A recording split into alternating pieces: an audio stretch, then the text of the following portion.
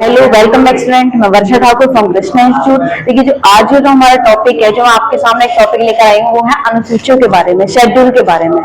अगर आपको मैं मोटा मोटा बताऊं तो हमारे संविधान में 22 भाग हैं, 395 अनुच्छेद हैं, आर्टिकल हैं और उसमें 12 अनुसूचियां हैं। ठीक है, तो उसी के बारे में आज मैं आपको बताऊंगी। देखिए स्टार्टिंग की अगर हम बात करें तो स्टार्टिंग के जो हमारे शेड्यूल थे वो 8 थे, उसके बाद अमेंडमेंट करके इसमें 4 जोड़ी गई। तो वर्तमान में अगर पूछे कि प्रेजेंट में हमारे कितनी अनुसूचियां हैं, 12 अनुसूचियां हैं। तो धीरे धीरे करके मैं अनुसूचियों को कवर करूंगी। पहले अनुसूची में क्या बोला गया है? पहली अनुसूची में हमारे देश की जानकारी, राज्यों की जानकारी, यूटी की जानकारी। देश आप सबको पता है, हमारे इंडिया, जिस इंडिया में हम रह रहे हैं उसने सबकी जानकारी दे रखी है, और राज्यों की जानकारी सबको पता है। 28 राज्य हैं हमारे, पहले 29 राज्य थे, एक राज्य कम कर दिया गया, 28 राज्यों की जानकारी। यूटी की जानकारी आप सबको पता है, हमारे 8 यूटी हैं, यानी कि 8 केंद्र शासित प्रदेश।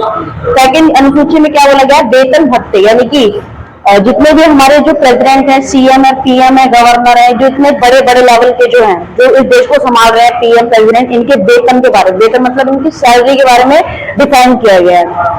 नेक्स्ट बात करें, तीसरी अनुसूची में क्या बोलेगी? शपथ, यानी कि जितने भी पदाधिकारी हैं, यानी कि प्रेसिडेंट, सीएम, गवर्नर, पीएम, इनकी शपथ के बारे में शपथ लेते हैं, तो उसमें उसका डिफाइन कवर किसमें किया गया? तीसरी अनुसूची में किया गया है। चौथी अनुसूची की बात करें तो चौथी अनुसूची में राज्यसभा के बारे में है कि राज्यसभा में जो प्रतिनिधि हैं वो लिमिट में ही एमपी भेज सकते हैं। ठीक है, संसद में राज्यसभा के जो है वो लिमिट में ही एमपी भेज सकते हैं।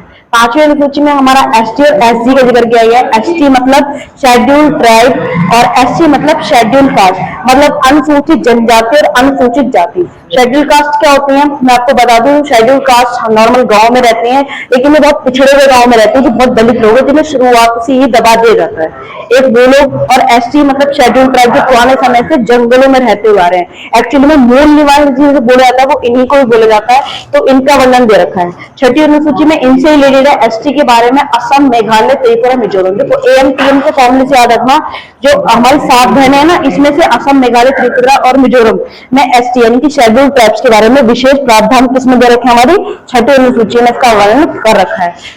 सातवीं अनुसूची में क्या बोला गया? केंद्र सरकार और राज्य सरकार के बारे में। देखिए आप सबको पता है केंद्र सरकार और राज्य सरकार। केंद्र सरकार में आपकी जो है हमारी सूचियां भी हैं, एक केंद्र सूची, राज्य सूची और समवर्ती सूची। केंद्र सूची में पहले 97 विषय थे, अब 100 विषय हैं, और राज्य सूची में पहले 66 विषय थे, लेकिन उसमें कम कर दिए गए, आज के समय में 61 विषय हैं।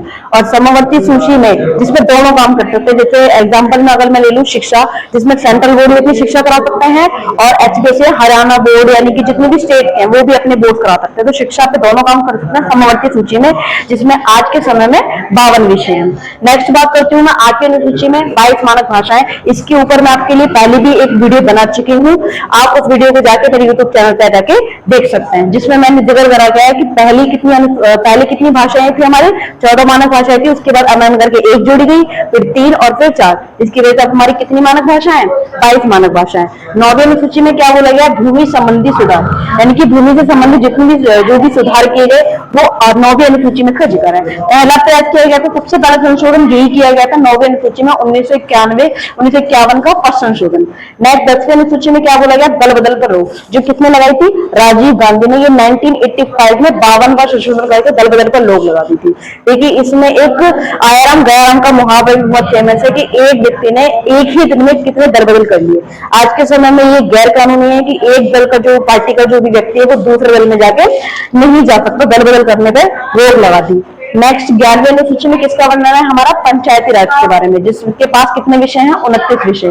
1992 में ये 73 यानी कि 73वां संशोधन करके इसको लाया गया था 11वीं अनुसूची में पंचायती राज, जो जितने भी लोकल गांव है उसमें पंचायती राज का गठन किया गया। नेक्स्ट 12वीं अनुसूची में हमारा नगर निगम के बारे में, जो शहरी स्वशासन की अगर हम बात करें, यानी कि 18 विषय, यानी कि 1 करोड़ से ज्यादा जनसंख्या है, वहां पर क्या होती है? नगर निगम होती है। जो भी नगर से रिलेटेड जो भी प्रॉब्लम होती है हम नगर निगम के पास जाकर उसको सॉल्व करवा सकते हैं।